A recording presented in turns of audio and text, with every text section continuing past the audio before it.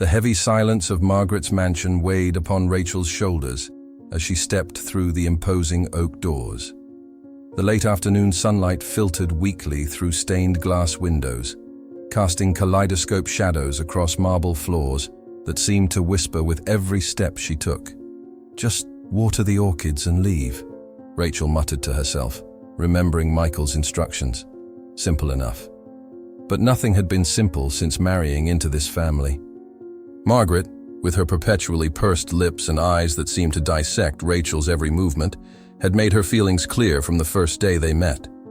Disapproval radiated from the older woman like frost from an icebox. Rachel moved toward the conservatory, her footsteps echoing through the cavernous living room, adorned with antiques that spoke of old money and older secrets.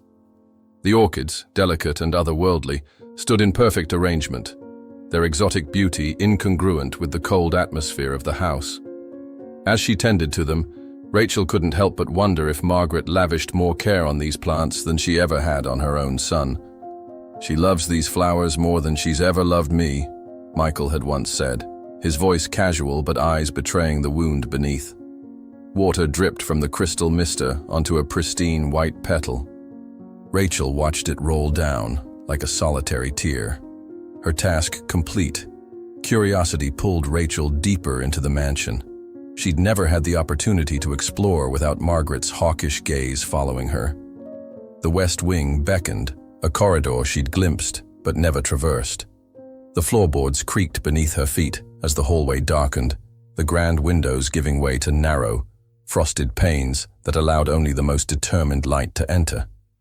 At the corridor's end stood a door, different from the others, solid mahogany with a brass lock that gleamed despite the shadows. Rachel's heart quickened as she tried the handle. Locked. Of course. "What are you hiding?" she whispered to the empty hallway. Retracing her steps to the main sitting room, Rachel's eyes fell upon an antique secretary desk. Something, intuition perhaps, guided her fingers to the smallest drawer. It slid open with surprising ease, revealing a small brass key that matched the lock's vintage design. The rational part of her mind urged caution. This was invasion of privacy. Yet something stronger pushed her forward, key clutched tightly in her trembling hand. Back at the door, the key slipped into the lock with a satisfying click. The heavy door swung open on well-oiled hinges, releasing the scent of lavender and something else. Time, preserved and bottled. Rachel's breath caught in her throat. A nursery. Perfectly preserved, as though waiting for a child who had stepped out moments ago rather than years. Soft yellow walls glowed warmly in the dimness. A hand-carved wooden crib stood in the center, its mobile of delicate stars and moons suspended in eternal stillness. Antique toys, a rocking horse, stuffed animals with kind glass eyes, building blocks with faded letters, arranged with painful precision. A rocking chair sat by the window, a crocheted blanket folded neatly across its arm, as if awaiting a mother who would never return. "What is this place?" Rachel whispered, her voice swallowed by the thick silence. Her fingers traced the edge of a dresser, stopping at a silver frame. The photograph inside showed a baby, unmistakably Michael, with those same intense eyes she had fallen in love with. But something wasn't right.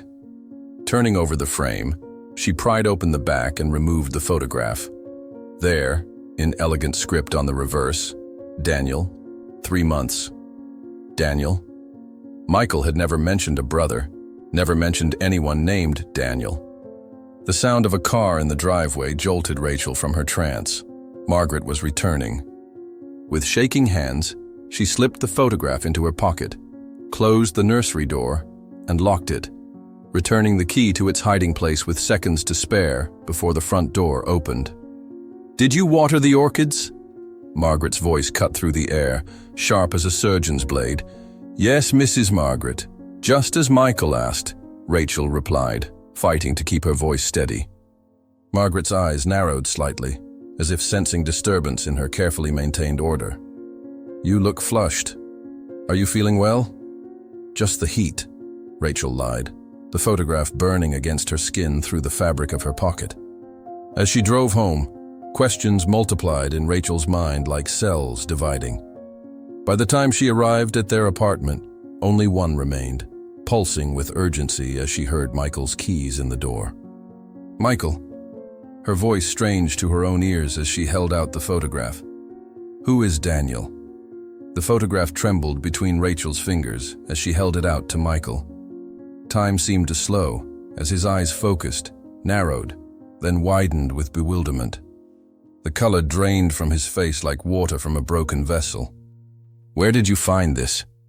His voice was barely audible, a whisper of disbelief as he took the photo, his fingers shaking so violently that the image blurred. "In your mother's house. There's a locked room, a nursery, preserved like a shrine." Rachel's words tumbled out, her heart pounding against her ribs. "Michael," the name on the back. "Who is Daniel?" Michael stared at the photograph, his expression transforming from confusion to something deeper, a primal pain that Rachel had never witnessed in him before. He turned the photo over, tracing the elegant script with his fingertip. "This doesn't make sense," he whispered, collapsing onto the sofa. "This is me as a baby. I recognize this outfit from other photos. But Daniel? I've never heard that name in my life." Rachel sat beside him, taking his ice-cold hand in hers. The nursery had everything: a crib, toys, a rocking chair with a blanket folded over it, like someone was expected to return at any moment. Michael's breathing quickened, his chest rising and falling with increasing urgency. "My mother told me I was an only child, my entire life." His voice broke. "What else has she been hiding from me?" The next morning dawned with merciless brightness, a stark contrast to the darkness that had settled over their apartment. Michael hadn't slept. Rachel had watched him pace throughout the night, the photograph never leaving his hands. "We need answers," he said finally, his voice hollow yet determined. "Now." Margaret's imposing house loomed before them like a fortress of secrets. Michael didn't knock. He used his key, pushing the door open with such force that it slammed against the wall. Margaret appeared from the kitchen, wiping her hands on a pristine towel, her expression shifting from irritation to alarm when she saw their faces. "What's the meaning of—" The words died in her throat as Michael held up the photograph. "Who is Daniel?" he demanded, voice breaking on the unfamiliar name. Margaret's face transformed, the carefully constructed mask of composure cracking like thin ice under too much weight. For a heartbeat, she looked ancient, vulnerable. Then the walls slammed back up. "Where did you get that?" Her voice was steel, but Rachel noticed her hands. They trembled as she set down the towel. "From the locked nursery," Rachel admitted, stepping closer to Michael. "I shouldn't have been there, but—" "No, you shouldn't have," Margaret snapped, her eyes flashing dangerously. "Some doors remain locked for a reason." Michael stepped forward, desperation etched into every line of his face. "Mom, please, I need to know. This photo, it's me, isn't it? But the name—" His voice cracked. "Who is Daniel?" For a moment, it seemed Margaret might soften. Something flickered behind her eyes, an ancient grief, carefully preserved. Then it vanished, replaced by a glacial coldness that made Rachel shiver. "Go home, Michael. There's nothing to discover here." "Nothing," Michael's voice rose, a lifetime of unspoken questions suddenly rushing to the surface. "There's a room in this house preserved like a museum exhibit, with my baby photo labeled with another name.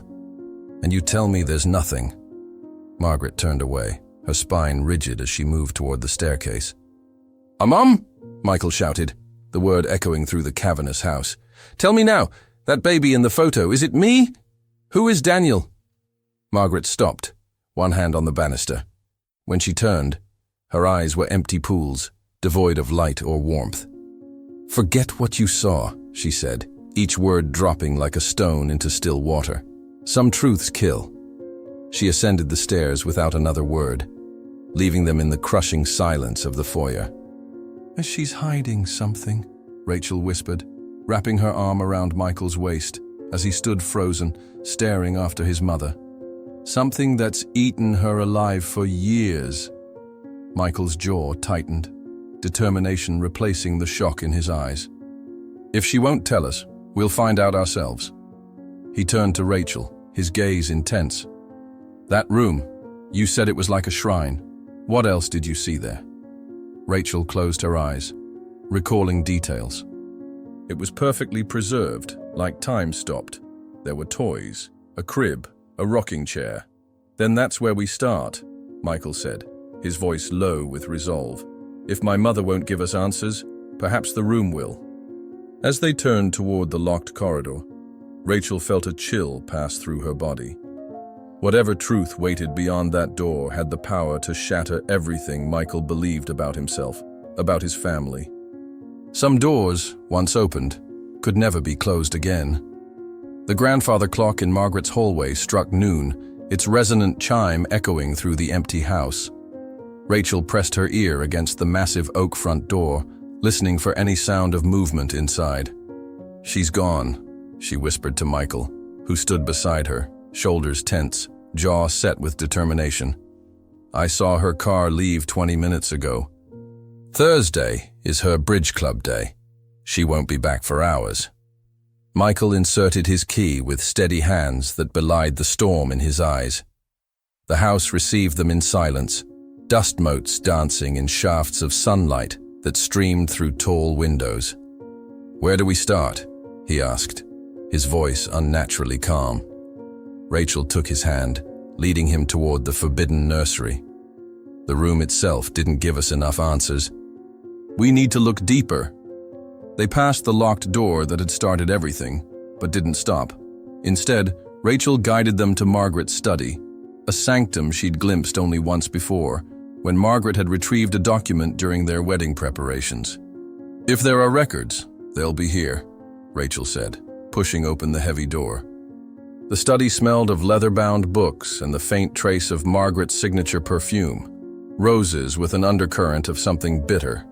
Mahogany bookshelves lined the walls, a massive desk dominated the center, and in the corner stood an antique filing cabinet that seemed out of place among the carefully curated decor. "There," Rachel pointed, "that cabinet looks utilitarian, not decorative. It doesn't match anything else in this house." Michael approached it reverently, as though it were a sacred object. "It's locked," he said. Trying the top drawer, Rachel surveyed the room. "Your mother is methodical. The key won't be far." They searched in silence, desk drawers, bookshelves, beneath the antique inkwell. Finally, Michael lifted a leather-bound Bible from the desk, revealing a small silver key. "Of course," he whispered. "Hidden in plain sight." The key turned with resistance, years of disuse evident in its stiff movement. The drawer protested, then surrendered, revealing rows of meticulously labeled folders. Michael pulled them out one by one, setting them on the desk with trembling hands. "Tax records, property deeds, my school records," he murmured, scanning each folder before moving to the next. Then he froze, a single folder clutched in his hands. "Birth records," he whispered. Rachel leaned over his shoulder as he opened it. Inside lay a single document, a birth certificate, yellowed with age. Michael spread it flat on the desk, and they both inhaled sharply. It was a dual certificate, designed for twins. 2 names printed in fading ink, Michael and Daniel, same date of birth, same time, just 2 minutes apart, same parents. "Twins," Michael whispered, the word foreign on his tongue. "I had a twin brother." Rachel squeezed his shoulder as he stared at the document, his fingers tracing the name that should have been familiar, but was instead a revelation. "There's more," she said, noticing another folder labeled simply 1990, pushed to the back of the drawer. Inside was a newspaper clipping, the edges brown and brittle with age. The headline, though faded, was still legible: "Tragic accident at River claims infant.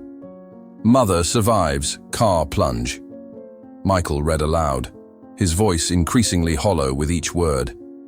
"In a devastating incident yesterday evening, Mrs. M lost control of her vehicle on the icy bridge, plunging into the frozen river below.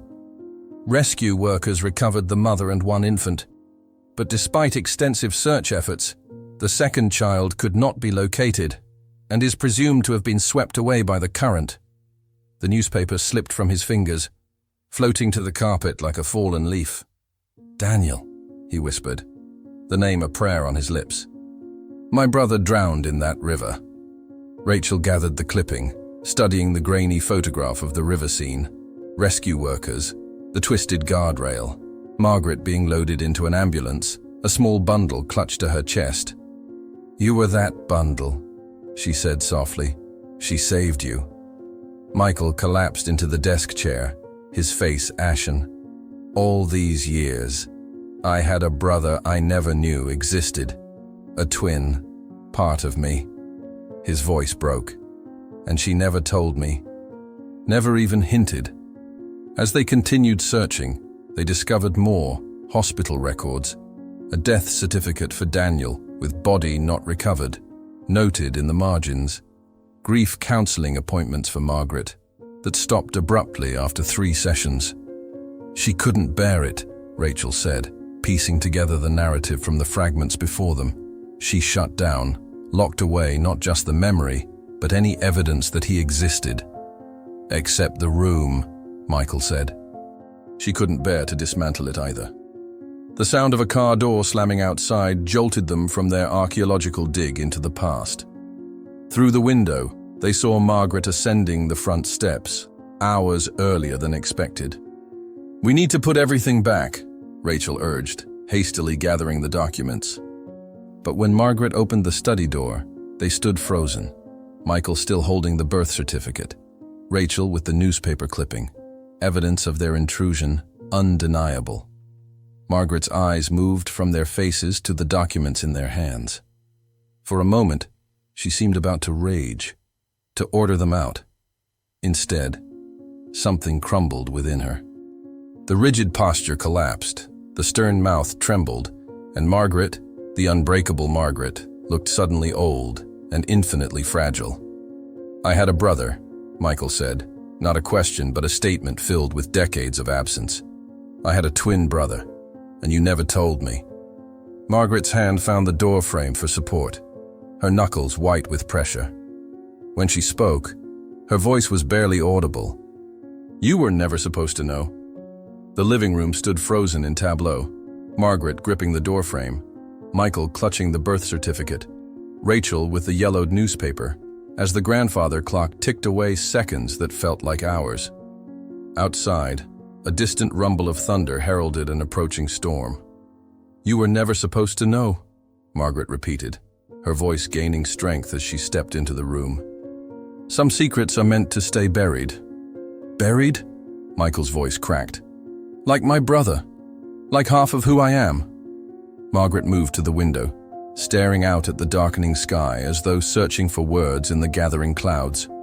When she turned, her face had aged a decade in minutes, the careful mask she'd worn for years now lying shattered at her feet. "It was the worst night of my life," she began, each word dragged from somewhere deep and wounded. A blizzard had started, snow falling so thick I could barely see the road. I shouldn't have been driving, but you boys had fevers. The doctor had called in prescriptions. Her hand trembled as she reached for a chair, lowering herself with the weight of a memory too heavy to bear standing. The bridge was icy. The car started to slide. I tried to correct it, but... Her voice faltered. "We crashed through the guardrail. I remember the sensation of falling, the ice of the river breaking beneath us, the water rushing in." Michael sank to his knees before her, not touching, but close enough to see tears forming in eyes he'd always known as dry and unyielding. "When I woke in the hospital, you were there. My miracle. But Daniel?" Her voice broke completely then, a sob escaping like something feral. "They told me he'd been swept away. They searched for days, divers, rescue teams. Nothing." The room filled with the sound of her ragged breathing, decades of contained grief finally breaking free of its banks. I couldn't bear it. Couldn't speak his name. Couldn't acknowledge that I had driven the car that took my child's life. She looked up at Michael, really seeing him for perhaps the first time in years. You were so small. How could I tell you that you once had a mirror image? That I had failed to save him? Rachel knelt beside Michael, her hand finding his. It wasn't your fault, she said softly to Margaret. It was an accident. An accident I caused, Margaret replied, her voice hollow. I've lived with that every day since. I kept his room exactly as it was. Sometimes I would sit there and... She closed her eyes. I could almost hear him breathing. Michael's shoulders began to shake, tears streaming unchecked down his face. My whole life, I felt like something was missing, something fundamental. I never understood why. Twin bonds form before birth, Rachel whispered. You've been mourning him without knowing who you were mourning. Michael reached for his mother's hand, the first time he'd initiated contact in years. You should have told me. We could have carried this together. Margaret's fingers closed around his, fragile yet desperate. I buried my heart in that river with Daniel. I couldn't be the mother you deserved after that. I became this shell. Outside, rain began to fall, pattering against the windows like gentle applause for truths finally spoken. I looked at you and saw him, Margaret continued. Your face, his face. It was beautiful and unbearable all at once. Lightning illuminated the room in harsh white light, casting dramatic shadows across their faces. In that flash, Rachel noticed something about the newspaper article still clutched in her hand. The article says they never found his body, she said slowly, a strange certainty forming in her mind. What if... Michael turned to her, confusion giving way to understanding as he followed her train of thought. What if he didn't die that night? Margaret shook her head. Impossible. The current was too strong, the water too cold. No infant could have... But they never found him, Rachel persisted, the detective in her unwilling to abandon a thread that felt significant. No body means no certainty. Michael stood, a new energy coursing through him. If there's even the slightest chance... Don't, Margaret warned, her voice suddenly sharp with fear. Don't create hope where there can be none. I've spent 35 years learning to live with this loss. But Rachel saw the change in Michael's eyes, a light kindled that would not easily be extinguished. She knew that look.